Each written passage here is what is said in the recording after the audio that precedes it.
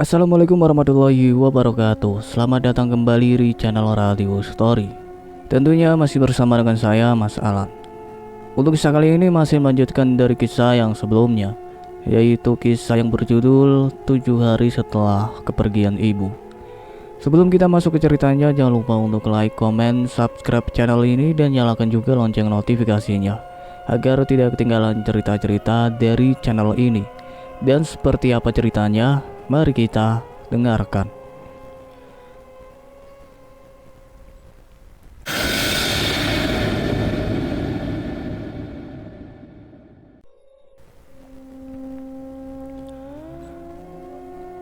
Aku mengambil kain di dalam rumah untuk membungkus bangkai Samson.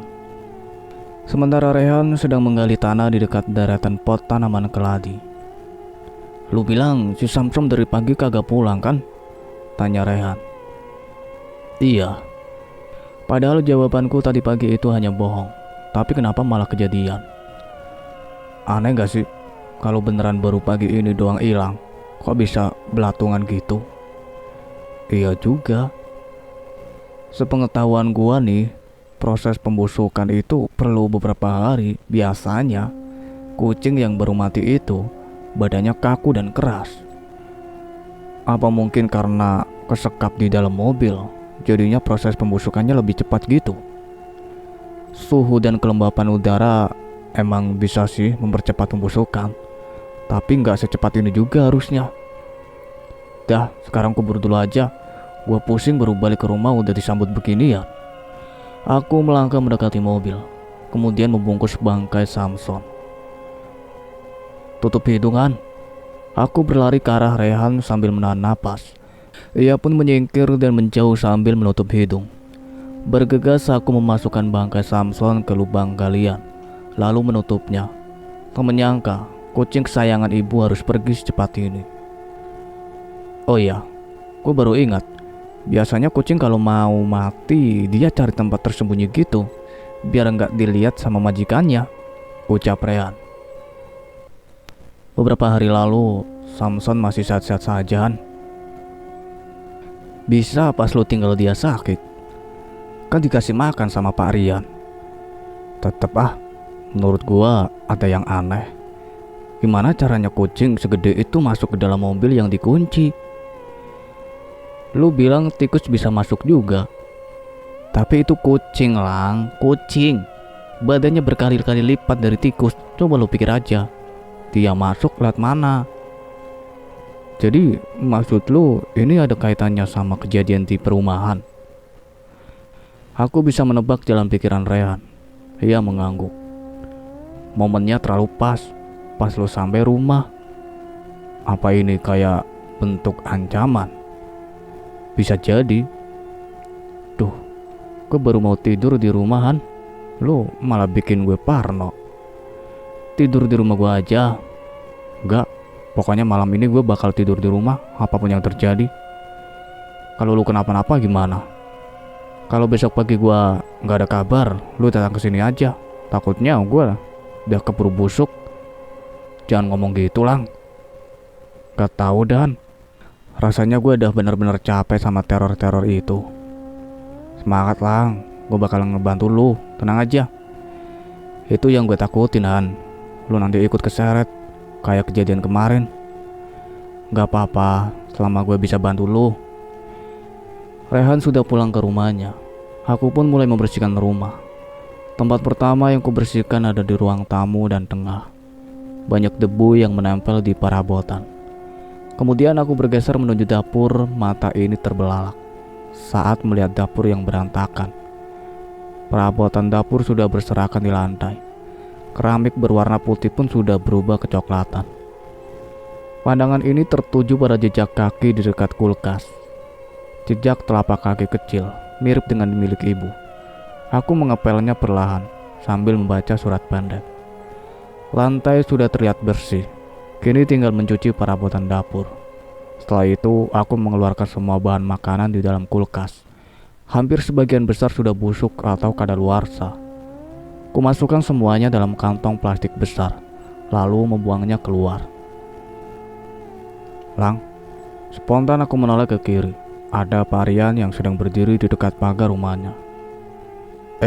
Pak, balasku dengan canggung. Pak Rian menghampiri. Dari kemarin sore, Samson enggak kelihatan. Saat mendengar nama itu disebut, suasana hati mendadak sedih. Samson udah dikubur, Pak. Hah? Dikubur? Kapan? Pak Rian nampak terkejut. Tadi siang, Pak. Perasaan kemarin pagi masih sehat-sehat aja. Nggak tahu Samson sakit apa, Pak. Bangkainya juga ditemukan di dalam mobil. Mobilnya dikunci kan? Iya, Pak. Terus gimana caranya masuk? Saya juga nggak tahu, Pak. Kamu sini deh. Pak Rian mengajakku berdiri di depan pagar rumahnya. Sebenarnya, Bapak pernah lihat sesuatu di dekat mobil itu, ucapnya dengan suara pelan. Sesuatu apa, Pak? Tanyaku. Kayak orang hitam, tinggi besar. Dia berdiri di dekat mobil. Apa mungkin sosok itu yang masukin Samson ke dalam mobil? Semoga aja bukan, Pak. Aku tak mau berpikir macam-macam dulu. Takutnya keberanian ini akan runtuh. Ya, semoga aja. Oh iya, kapan kamu mau pergi ke rumah Ustadz Faruk? Tanya Pak Rian. Masih belum tahu, Pak. Sekarang saya masih harus istirahat dulu. Soalnya habis kecelakaan.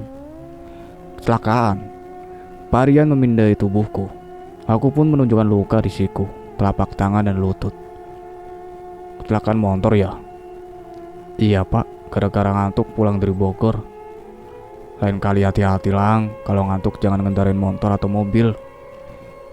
Iya, Pak. Oh iya, saya mau lanjut bersihin rumah lagi, Pak. Oke, Lang. Kalau butuh bantuan kabarin Bapak aja. Siap, Pak. Aku pun melangkah menuju rumah. Azan maghrib berkumandang. Aku yang tadi sedang berbaring di kasur pun bangkit sambil menatap pintu. Dalam hati ini berdoa, semoga tidak ada sesuatu yang menghalangi langkahku menuju kamar mandi. Ku buka pintu. Bismillah, gumamku seraya menuju kamar mandi. Alhamdulillah sampai selesai wudhu tak ada gangguan. Bergegas aku kembali ke kamar untuk sholat maghrib. Tiba-tiba ada notifikasi pesan di ponselku. Aku bangkit dan melipat sajadah, lalu mengambil ponsel di atas kasur. Ternyata pesan dari Rehan. Lang, gue sama Ega udah ada di depan. Depan apa? Balasku. Rumah lu. Aku berjalan mendekati jendela, kemudian mengintip keluar. Terlihat Rehan dan Ega sudah berdiri di luar pagar. Bergegas aku keluar rumah. Lu berdua jalan kaki ke sini? Aku tidak melihat ada kendaraan. Iya, sahut Ega. Kagak, sahut Rehan bersamaan. Jadi mana yang benar? Tadi diantar supir ke sini, mana mungkin maghrib-maghrib kita berani jalan kaki ke rumah lu? Jelas Rehan. Masuk yuk, di luar hawanya gak enak. Kami pun masuk rumah. Aku melirik bungkusan plastik besar yang dibawa Rehan. Lu bawa apaan, Han? Tanyaku. Makanan buat malam ini, sahutnya. Wih, kebetulan banget gue belum makan malam. Udah gue tebak. Kami pun masuk ke kamar, mengobrol sambil menyantap makanan. Tadi pagi gimana? Tanya Ega. Gimana apanya, Gak? Sahutku. Ceritanya, bilang apa aja gurunya Om Fauzan. Kemungkinan korban kecelakaan itu jadi tumbal pesugihan, balas Rehan. Spontan aku melirik kepadanya. Seharusnya ia tidak memberitahu hal itu pada Ega. Beneran, Lang? Tanya Ega. Aku membalasnya dengan anggukan. Innalillahi. Gue kira yang begituan cuma eksis di kota-kota kecil. Di Jakarta juga banyak yang pakai gituan, Gak? Balas Rehan. Asli, Han. Gua kira zaman semodern gini udah jarang yang pakai. Aku hanya bisa menunduk, menatap makanan. Kenapa topik pembahasan malam ini malah tentang pesugihan? Diam aja, Lang, tegur Ega. Lakian lu berdua malah bahas begituan di sini, protesku. Iya, sorry. Bahas apa gitu? Misalnya 3 minggu lagi kan kita mulai masuk kuliah. Kini giliran Rehan yang tertunduk lesu. Ada apaan? Tanya aku. Dia kan nggak kuliah di Indo, Lang, saut Ega. Lu jadi kuliah di Amerika, Han? Iya, Lang, 3 minggu lagi gue berangkat buat persiapan kuliah. Ya, kagak bisa nongkrong bareng lagi dong, balasku. Makanya puas-puasin nongkrong sebelum gue berangkat. Nongkrong di kamar, ucap Ega. Mau gimana lagi, emang lu mau nongkrong di luar, balasku. Ya kagak sih, gua sih gak masalah nongkrong di kamar. Gua udah bela-belain kabur dari Jepang buat balik ke Indo. Soalnya rencana awalnya itu gua dari Jepang langsung ke Amerika tanpa balik ke Indo dulu. Buat ketemu kita dong, ucap Ega. Rehan mengangguk. Beneran, cuman Rehan yang baik. Rehan langsung memukul kepala Ega dengan kardus sepatu di dekatnya. Spontan aku pun tertawa. Tiba-tiba terdengar suara ledakan dari luar. Sontak kami saling bertatapan. Apa itu, Lang? Tanya Ega. Gak tahu, kayaknya dari luar. Aku pun mengintip keluar. Terlihat ada bola api melayang-layang di depan rumah. Ada apa, Lang? Tanya Rehan. Sini, lihat deh, sahutku. Masih menatap bola api yang melayang di luar rumah. Apaan itu? Tanya Ega. Lu bisa lihat juga gak? Balasku. Bisa, jelas banget. Tak lama kemudian muncul sosok siluman anjing yang berdiri sambil memegang bola api itu. Wah! Ega berteriak, lalu melangkah mundur. Sementara aku dan Rehan masih menatap siluman anjing itu. Untuk apalagi ia datang ke sini. Siluman anjing itu menghilang, menyisakan rasa takut yang mendalam di diri kami masing-masing, sehingga membuat suasana kamar begitu hening. Tak ada yang bersuara. Ini pertama kalinya gue lihat makhluk kayak gitu. Ega memecahkan keheningan. Lu berdua udah pernah lihat ya? Iya, balasku singkat. Dia itu sosok jin pesugihan, jelas Rehan. Ngapain dia datang ke sini? Jangan-jangan apa? Tanya Rehan. Jangan-jangan dia bakal numbalin kita. Jangan ngomong gitu. Dia nggak bakal masuk rumah kan? Tanya Ega. Insya Allah sih enggak. Soalnya di depan rumah ada daun bidara dari Pak Nasir, balas Rehan. Besok-besok gue beli daun bidara buat di dalam kamar, biar tetangga gue kagak berisik lagi. Kagak bisa sembarang beli juga gak, kan itu emang udah dibacain doa buat penangkal makhluk halus. Duh, gagal dong rencana gua. Malam ini pun dihabiskan dengan mengobrol di dalam kamar. Sekalipun ada di antara kami yang mau ke kamar mandi, pasti kami pergi bertiga. Gak ada yang mau tidur di kasur, tanya Ega. Di lantai aja biar kompak, balasku. Gua aja deh yang tidur di kasur. Oh, gitu, saut Rehan. Ega langsung mengurungkan niatnya. Kami pun tidur berjajar di lantai, seperti deretan ikan di pasar. Ini AC-nya nyala kan? Tanya Rehan. Nyala kok. Kok gerah ya? Aku meraih remote AC di dekat kasur.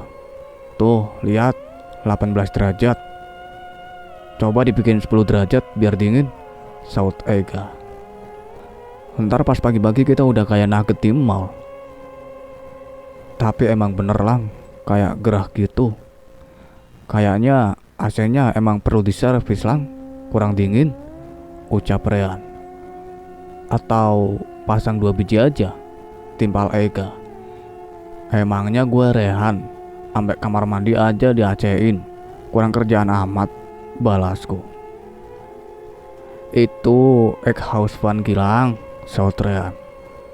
Ya sama aja lah. Beda. Listrik tiba-tiba mati. Kenapa lagi nih Lang? Tanya Ega. Mati lampu, sahutku. Gue juga tahu. Terus kenapa nanya? Kan gue nanyanya kenapa bisa mati lampu. Coba lu tanya PLN. Ini mati lampu di rumah ini doang atau satu komplek? Tanya Rehan. Bentar gue cek. Aku bangkit dan berjalan menuju jendela. Au! Ega berteriak. Sorry Ga, ternyata aku tak sengaja menginjak tangannya. Rumah di depan terlihat terang benderang. Begitu pula rumah Pak Aryan. Berarti yang mati lampu hanya rumah ini saja. Bola api itu kembali muncul. Kini terlihat melayang-melayang di atas deretan tanaman keladi. Sontak aku pun menutup jendela dan berkumpul kembali dengan Ega dan Rehan. Yang mati cuman rumah ini doang, ucapku. Mungkin ngejepret kali listriknya, ucap Ega. Kayaknya gak mungkin sih. Gak cek keluar aja, tanya Rehan. Jangan, aku sedikit meninggikan suara. Kenapa emangnya? Soalnya tadi gue lihat bola apinya masih ada di luar. Astaga, ini kita bakal gelap-gelapan sampai bagi gitu, keluh Ega. Kayaknya begitu. Tiba-tiba terdengar suara benda terjatuh di luar. Spontan aku berdiri dan mengunci pintu. Kayaknya dia berhasil masuk ke dalam deh, ucapku. Aduh, ucap Ega. Baca doa aja biar dia nggak bisa masuk ke sini, usul Rehan. Kami pun mulai merapal doa. Doa apapun yang terlintas di pikiran ini. Terdengar suara langkah kaki. Ini suara ketukan. Lang, panggil seseorang dari luar. Siapa itu, Lang? Tanya Ega. Ibu. Sedetik kemudian terdengar suara Rio dari luar rumah. Suaranya orang-orang merintih kesakitan dan minta tolong. Berisik, teriakku dengan kencang. Han, si Gilang kesurupan, ucap Ega. Kagak, gue cuman kesel sama mereka. Kenapa sih ngikutin gua mulu? Capek banget rasanya. Teriakanku itu tak berdampak apapun. Suara-suara di luar masih terdengar. Ada cahaya memancar di sebelahku. Dari layar ponsel Rehan. Ngapain luan? Tanyaku. Telepon bokap, balasnya. Tak berselang lama Rehan kembali menatap layar ponselnya. Gak diangkat. Bukan, tapi gak ada sinyal. Hah, masa? Refleks aku mengecek ponsel. Benar, tidak ada sinyal. Mereka bisa menyadap sinyal juga, tanya Ega. Gua gak ngerti dah, balasku. Lang, tolong ibu. Suara ibu kembali terdengar. Ibu, Gilang mohon pergi, jangan ganggu. Suasana mendadak hening. Kayaknya udah pada pergi, ucap Ega. Suara langit-langit kamar digebrak kencang. Sontak kami pun berteriak kaget. Tiba-tiba terdengar suara tertawa kencang. Suara tertawa yang tidak asing di telingaku. Suara yang berasal dari siluman anjing itu. Suara yang membuat posisi duduk kami semakin bertempetan. Gilang Febian. Siluman anjing itu memanggil nama lengkapku. Lang. Ega meremas tanganku cukup kencang. Cepat, selamatkan ibumu. Pergi, saya tidak takut sama kamu, teriakku. Siluman anjing itu malah tertawa. Namun tak lama kemudian suaranya menghilang. Listrik pun kembali menyala. Tidur di rumah Rehan aja yuk, ajak Ega. Kalian berdua aja, gue mau tetap di sini, ucapku. Rehan menatapku. Gue juga mau di sini. Ya udah, gue temenin kalian berdua, ucap Ega. Kami pun kembali mengambil posisi tidur. Kulihat ponsel sudah pukul 2 pagi. Lu berdua ngantuk gak? Tanya Ega. Kagak, balasku dan Rehan bersamaan. Sama nih, gue juga, balas Ega. Di rumah lu ada PS gak, Lang? Ada di ruang tengah, balasku. Ah, kagak jadi deh. Paksa tidur aja, sahut Rehan. Lampunya bisa dimatiin gak? Pinta Ega. Gue gak bisa tidur kalau lampu nyala. Sebenarnya gue juga sama, ucap Rehan. Aku bangkit, lalu mematikan lampu. Jangan lupa baca doa, ucap Ega. suara ketukan di pintu berhasil membangunkanku. "Lang," panggil suara seseorang dari luar. "Siapa itu, Lang?" Ternyata Ega pun sudah bangun. Suaranya sih mirip sama kakak gua. Aku meraih ponsel yang diletakkan di dekat bantal. Ternyata sudah jam 10 pagi. "Lang," panggil suara itu lagi. "Kak Nasrul," sautku. "Iya," balasnya. Bergegas aku bangkit dan membuka pintu. "Kakak pulang gak bilang-bilang?" ucapku. "Biar jadi kejutan," balas Kak Nasrul. Kak Nasrul," ucap Ega yang tiba-tiba ada di sampingku. "Wah, Ega lagi nginep di sini." "Bukan cuma aku aja, Kak. Tuh, ada Rehan yang baik, masih tidur." "Ega," saut Rehan. Udah bangun ternyata." Kak Nasrul pun tertawa. "Kakak berangkat jam berapa dari Bandung?" tanyaku. "Jam 7. "Oh, ngomong-ngomong, pada habis ngapain?" tanya Kak Nasrul. "Tidur," balasku. "Ini kok lantainya kotor?" Aku melangkah keluar, melihat lantai rumah yang kotor penuh dengan lumpur. Bingung harus mencari alasan apa. Kemarin malam habis main bola di lapangan, terus langsung ke kamar mandi. Tapi Gilang males ngepel, malah kediem di kamar, ucap Ega. Alasannya memang membantu, tapi sekaligus menjatuhkanku. "Jangan males-males gitu, Lang. Katanya mau hidup mandiri. Hal sesimpel ini aja kamu udah males-malesan," omel Kak Nasrul. Aku melirik Ega. Ia sedang mengembangkan senyumnya. "Iya, Kak. Tak ada bantahan yang dapat kulontarkan. Satu lagi, itu di depan rumah. Kenapa berantakan?" "Berantakan gimana?" "Sini." Kak Nasrul menarik tanganku sampai keluar. "Tuh, lihat." Aku sangat terkejut saat melihat kondisi di luar rumah. Pot-pot tanaman keladi milik ibu hampir semuanya pecah. Beberapa tanaman keladi pun tergeletak di tanah. Selain itu, daun bidara pemberian Pak Nasir terlihat kering kerontang. Semua daunnya seperti meranggas dan berwarna coklat. Padahal kemarin masih sangat hijau. "Kamu tahu kan, itu tanaman kesayangan ibu?" Kak Nasrul sedikit meninggikan suara. Sementara mata ini terfokus pada keladi putih yang terlihat patah dan tergeletak di tanah. "Iya, Kak," balasku. Lemas sembari menahan kesedihan di dalam dada. "Jangan iya-iya aja, kamu harus bisa ngejaga rumah baik-baik. Baru ditinggal ibu 2 minggu aja rumah udah berantakan kayak gini." "Tapi ini bukan salah aku, Kak." "Terus salah siapa?" Aku menatap wajah Kak Nasrul. "Jawab, Lang." "Salah aku. Iya, semuanya salah aku." Aku pun berlari ke kamar.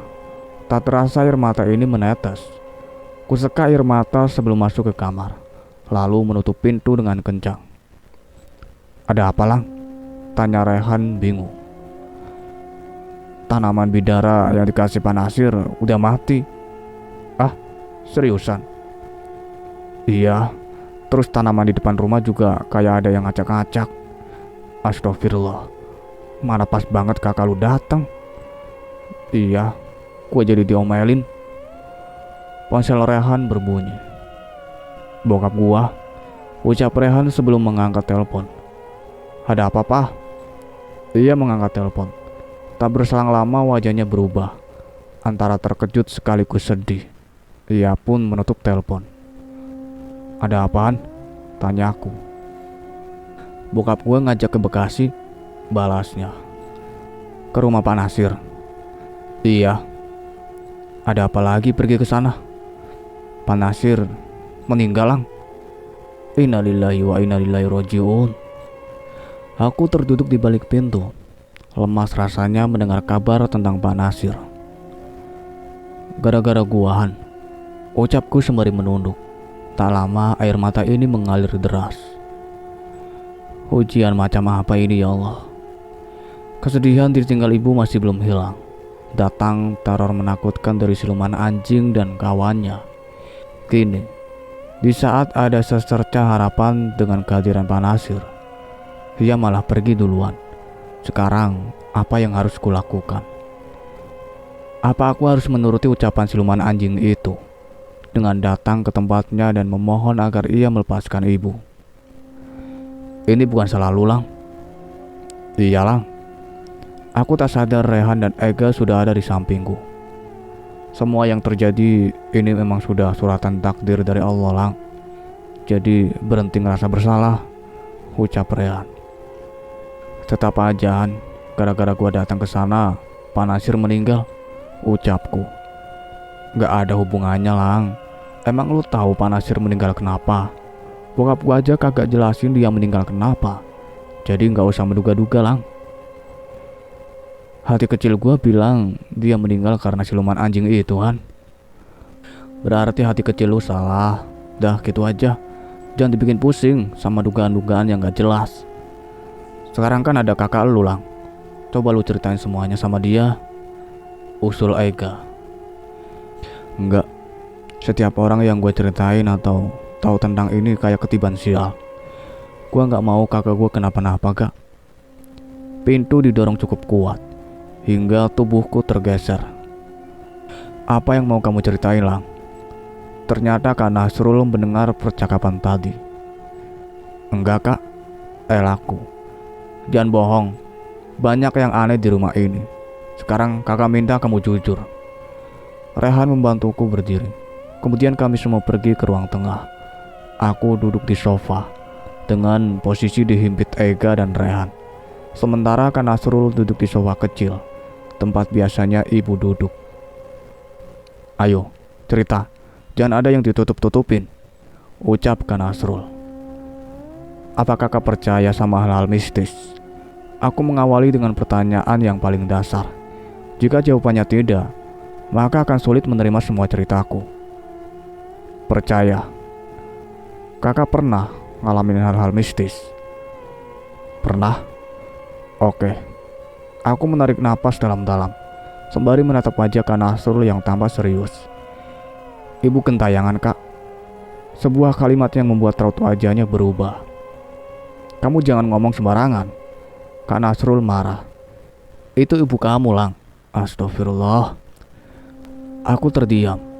Sudah menduga reaksinya akan seperti ini. Kusenggol tubuh Rehan supaya ia ikut berbicara. Soalnya ia sangat pintar dalam mengelola kata. Iya, Kak Nasrul. Semua yang meninggal di kecelakaan itu gendayangan, ucap Rehan. Aku kembali menatap reaksi Kak Nasrul. Ia tidak protes dan marah, malah terdiam sambil menatap wajahku. Semoga saja kali ini ia percaya. Apa kamu yakin? Tanya Kak Nasrul. Yakin, Kak. Beberapa jam setelah kakak pulang ke Bandung, ibu datang, balasku. Kamu lihat langsung. Aku menggelengkan kepala. Cuman suaranya saja. Ya Allah, Lang. Bisa jadi itu jin yang menyamar. Mereka suka mencari-cari kesempatan buat nakutin kamu. Apalagi kamu sendirian di rumah. Tapi itu ibu, Kak. Dari mana kamu yakin itu ibu? Aku pernah mimpi kalau ibu lagi jedotin kepalanya ke jalan dan tembok ke kamarnya. Waktu di rumah Om Herman, ibu juga datang. Aku lihat ibu masih pakai seragam pengajian dan penuh darah. Balasku membuat Kak Nasrul kembali terdiam. Malahan, aku pernah mimpi ada di mobil yang sama dengan ibu, Kak. Sampai akhirnya mobil itu jatuh ke jurang. Di sana banyak mayat berkelimpangan, sambungku. Kakak yang datang ke Cirebon kan? Kakak juga lihat kondisi terakhir ibu. Apa kakak masih ingat semuanya? Sambungku lagi.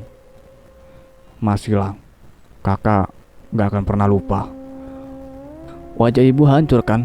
Leher, tangan sama kakinya patah. Sopirnya selamat karena lompat sebelum mobil terjun ke jurang. Bener. Ucapanku ini membuat Rehan menepuk pundakku. Ia berusaha menguatkan karena melihat mata ini sudah berkaca-kaca. Sampai hari ini sopir itu belum ketangkep. Kamu benar tentang kondisi ibu, Lang. Itulah kenapa kakak minta untuk membungkus rapat jenazah ibu biar kamu gak berusaha ngebukanya. Kakak ingin wajah terakhir yang kamu ingat itu wajah sebelum ibu kecelakaan. Tapi akhirnya ibu datang dan nunjukin kondisinya, Kak. Kakak gak tahu kalau bakal kayak gitu, Lang. Harusnya kamu cerita sama kakak. Kakak ini keluarga kamu satu-satunya, Lang. Aku gak mau cerita, soalnya pasti kakak gak bakal percaya kalau gak ada bukti. Makanya sekarang waktu yang tepat. Di sini ada Rehan sama Ega yang juga ikuti teror. Kalau kakak masih belum percaya, bisa tanya semua penghuni perumah ini juga. Kakak percaya sama kamu, Lang. Berarti kakak harus percaya kalau jejak lumpur di lantai itu punya ibu. Kamu serius, Lang? Iya, Ega sama Rehan juga tahu. Iya, Kak, sahut Ega dan Rehan. Karena Nasrul melihat lantai yang masih kotor. Kemudian ia berdiri dan berjalan ke kamar ibu.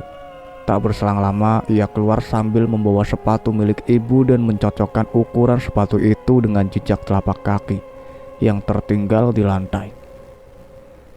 Percaya, ucapkan Nasrul sembari kembali ke tempat duduknya. Pasti ada alasannya kan ibu pulang ke rumah lagi? Ada, Kak. Ibu minta tolong dibawa pergi dari tempat kecelakaan itu. Kak Nasrul mengerutkan dahi. Tadi kamu bilang ibu datang ke sini. Sekarang bilang minta dibawa pergi dari tempat kecelakaannya. Kakak jadi bingung. Maksudnya? Biar gua aja yang jelasin.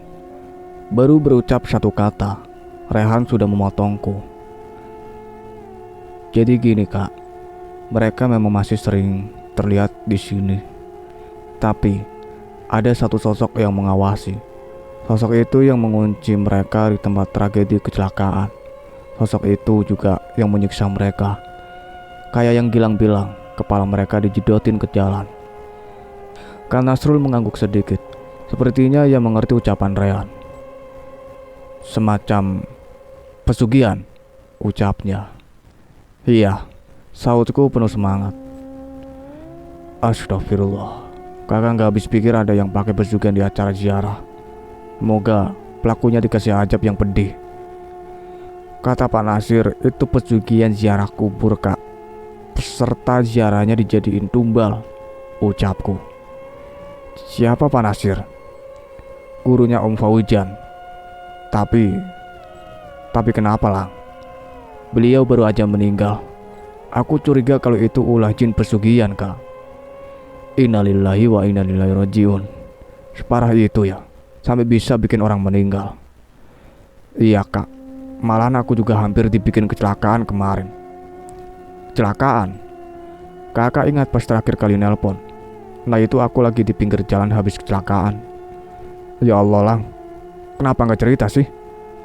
Kondisinya gak begitu parah, Kak. Terus ada Ega sama Rehan juga yang bantu. Tetap aja, Lang. Kamu harusnya ngasih tahu kakak. Iya, Kak. Maaf. Kak Nasrul masih penasaran yang dibilang Rehan.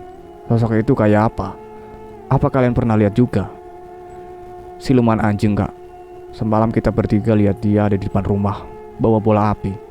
Habis itu gedor-gedor atap kamar aku. Apa dia bilang sesuatu? Dia manggil nama aku sama minta aku pergi ke tempatnya. Jangan, itu udah pasti jebakan. Iya, Kak. Tiba-tiba terdengar suara klakson di luar rumah. Itu kayaknya bokap gua, Lang, ucap Rehan. Lu mau ke Bekasi sekarang? Tanyaku. Iya, Lang. Kami pun pergi keluar. Om Faujan sudah menunggu di depan.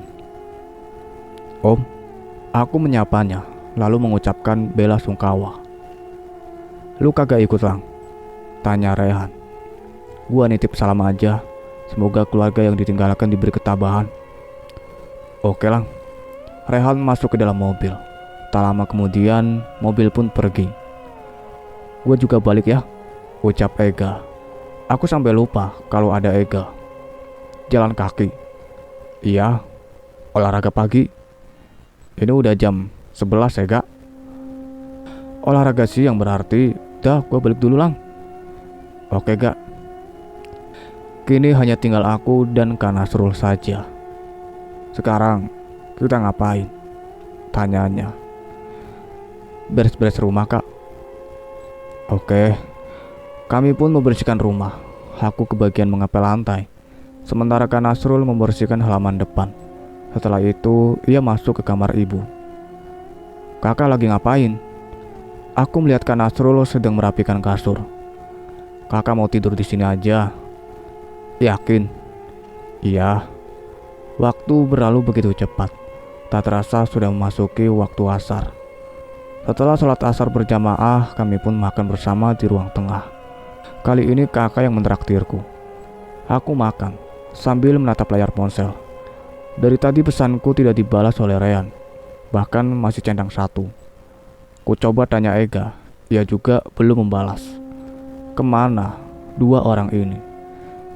Sekitar pukul 5 sore, Ega datang ke rumah. Wajahnya tidak seceria biasanya. Ada gurat kesedihan yang begitu jelas. "Ada apa gak?" tanyaku. "Gak ada apa-apa," balasnya. "Ah, kagak percaya gua kalau gak ada apa-apa. Lu kagak mungkin sore-sore kesini.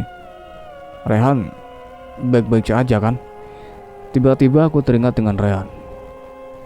"Baik kok. Ini dia nitip surat buat lu." "Ah, elah. Udah 2022 masih nulis surat, kan tinggal chat WA aja, gak ribet." "Baca aja dulu." "Iya, ntaran aja. Baca sekarang, Gilang." Ega memaksa. Ada apa sih sebenarnya? Aku agak curiga dengan sikapnya itu. "Rehan udah pergi." "Pergi kemana?" "Ke Amerika." Aku tak percaya dengan ucapan Ega. Rehan pergi ke Amerika. Kenapa begitu mendadak? Kenapa juga tidak mengabariku?